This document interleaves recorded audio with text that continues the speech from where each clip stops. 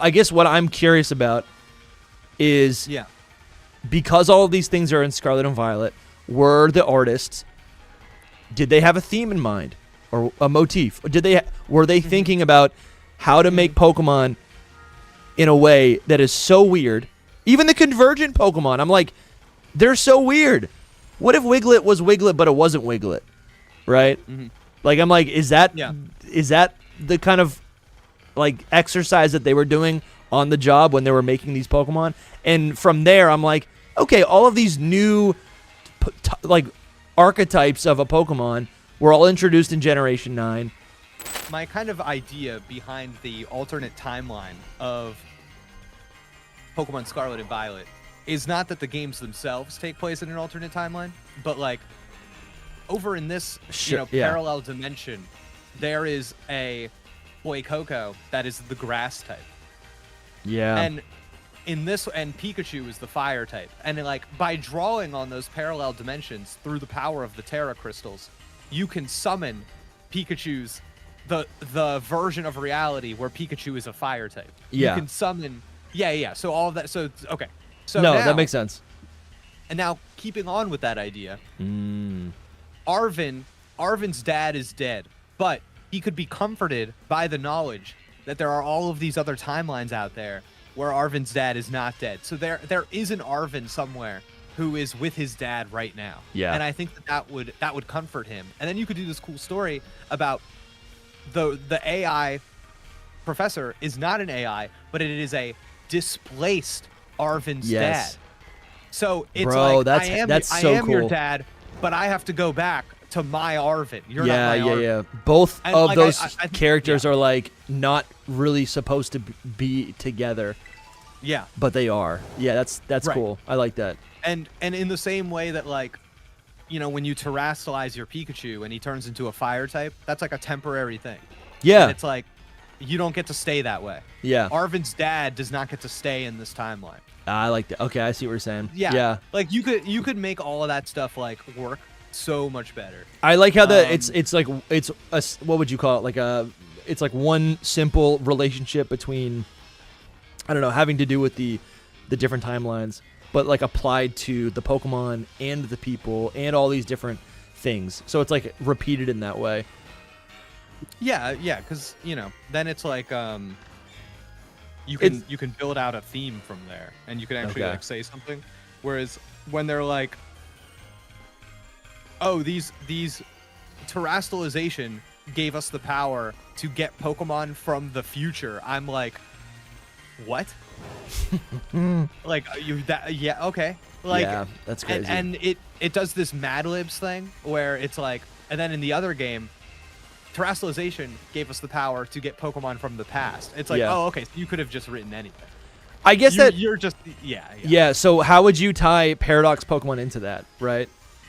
That they're also just like not type swaps, but they are truly different forms of the Pokemon. Well, no, and that's the problem, is that Paradox Pokemon functionally have nothing to do with terrestrializing. Yeah. Which is insane. In my mind, see, what's crazy is like in my mind, and I'm making all of these things connect, and I have done that over the last 3 years. I'm like, oh, these are, I can see how these are all like loosely kind of the same thing. Like even the DLC Blood Moon Ursaluna, right? I'm like, that's like, you know, I'm going to bend what the words mean, and I'm going to say that's a, you know, that's a present day Paradox. Like it's a one of a kind, you know, it's, I don't know. I'm making it all make sense in my mind.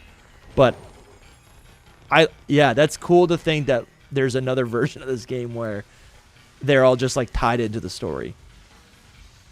Yeah, I mean it's or it actually makes sense in universe, or it's actually connected. Yeah. Yeah, I think people do a lot of like post hoc justification where it's okay, you see a Mega Pokemon and you go, oh, this is actually related to a Paradox Pokemon in my mind. And I'm like, okay, like, yeah, you can make everything connected to everything if that is your goal. But that's really more of a creative writing exercise than it is like a analysis of anything in front of you. Sure. You know, that which is fine. But like, it's just not the same thing. No, but I guess what I'm thinking about is like the things that I'm bringing up are all in this, like they're all in Scarlet and Violet. So I imagine that like all of these ideas were like they're all on a whiteboard, and they're all kind of being created in relationship to each other. But and what you're illustrating is that they're just not all. They don't make that final step to actually all be connected. No, because like I understand how if you kind of divorce the games from the designs and you just look at a design for Blood Moon Ursaluna and you look at a design for a Scarlet Paradox Pokemon, you could be like, oh, I'm going to tell you how these things are related. I'm like, not saying the fine. design though. Just I don't know if that's relevant, but yeah, I don't mean the design. I mean like the origin of the Pokemon. Well, okay, so like, what's the origin of Blood Moon Ursaluna? It's like it like some crazy thing happened to it as it crossed the narrow sea or whatever. So it's like it's something that should not exist, right? It lives like a Frankenstein. So in my mind, that's like a paradox. A paradox shouldn't exist in our world because it's a paradox. Isn't that the same as Pro Brawler? But I think the Blood Moon and Ursaluna is like not supposed to be alive. But I guess honestly, Crab Brawler should have just froze to death. No, yeah, but he's too good. Like, I see what you're saying. Yeah, like mechanically, it's just an evolution or something. So like Chronometrable says, it aimed for the top but got lost and ended up on a snowy mountain, being forced to endure the cold. This Pokemon evolved and grew fur. Dude, yeah. Fair. Yeah, and that's cool. And the idea was like it was this fighting type Pokemon that went up to this mountain to become strong, but then accidentally became this monster. Damn. You know? Yeah. Sure. Yeah. Like, is that? I see what you're saying. Like I can draw the line and be like, that's a paradox. Like but it's not. No, of course it's not. Yeah. What what I think it is genuinely? Yeah. You know what I think it is? I think that the word paradox is like the wrong word. Okay. And because the paradox is that these Pokemon are displaced in time, but people think that the paradox is like about they shouldn't Pokemon? Exist. Like I said, like it shouldn't exist because it doesn't make sense. Yes. Logically, it doesn't make sense. And I think I relate those to the terrestrialization type forms or type changes because those don't make sense either. It's like how the heck do you get a Chikorita with a fire type? It doesn't exist in like it wouldn't make sense. You know? Right. Doesn't I think like when I identify like okay, so what is a paradox Pokemon? A paradox Pokemon is a Pokemon that is displaced in time. Then it's like, okay, now I go to Blood Moon Ursaluna and I'm like, now connect that idea to Blood Moon Ursaluna. Yeah, maybe and again I can make it up. I can make it up. Yeah. Yeah, okay. But that's not yeah, I see what you're saying. But again, I'm not saying this like, oh, I am trying to make it make sense because it's fun, but I guess what I'm curious about is because all of these things are in Scarlet and Violet, were the artists, did they have a theme in mind or a motif? Were they thinking about how to make Pokemon in a way that is so weird? Even the convergent Pokemon, I'm like, they're so weird. What if Wiglet was Wiglet, but it wasn't Wiglet, right? Mm-hmm.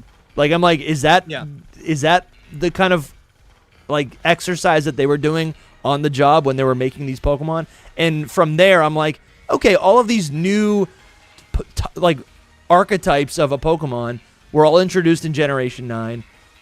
I guess what I would need to do then is to go back and see if those things, if that's just arbitrary, if those things also existed in Generation 8 or Generation 7 or Generation, in previous games.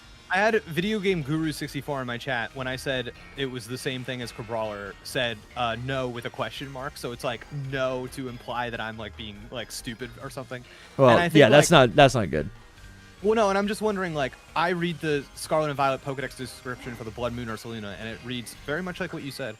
It said, it crossed the sea and drifted ashore in a new land. Surviving in this place led it to take on a unique appearance and gain special powers. So yeah, it's just like a regional form then.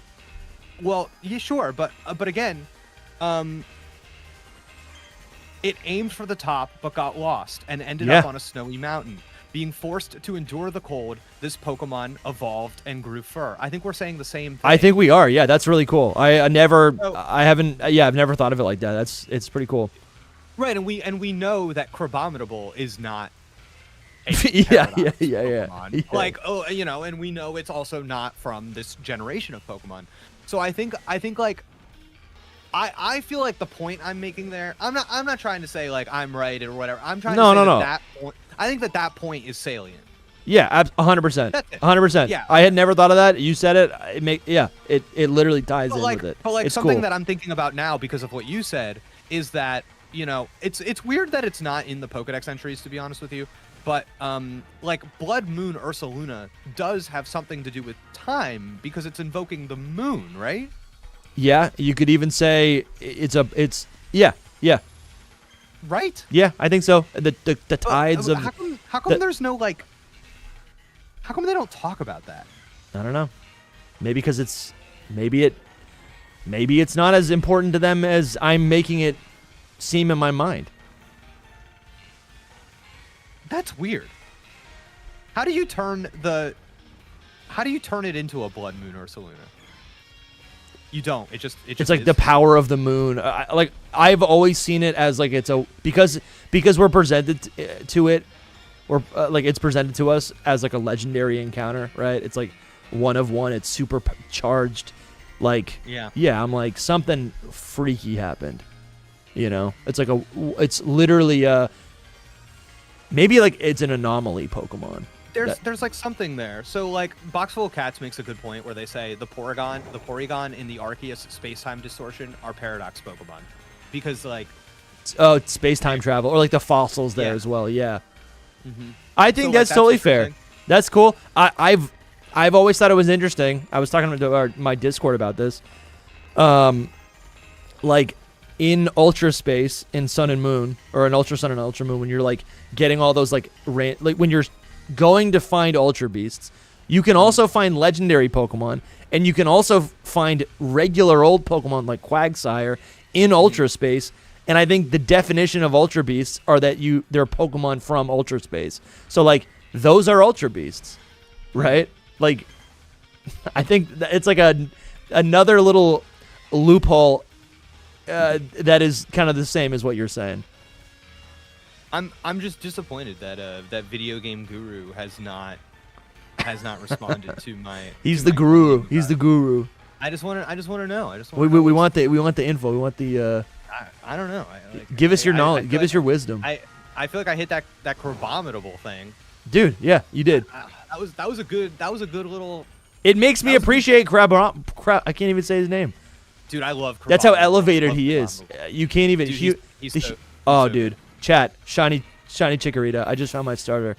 Oh, nice. I'm pumped, dude. This is what you did with. You're not. What is it? You're not gonna be able to bring that in day one. No. There's no shot. But it's level 60.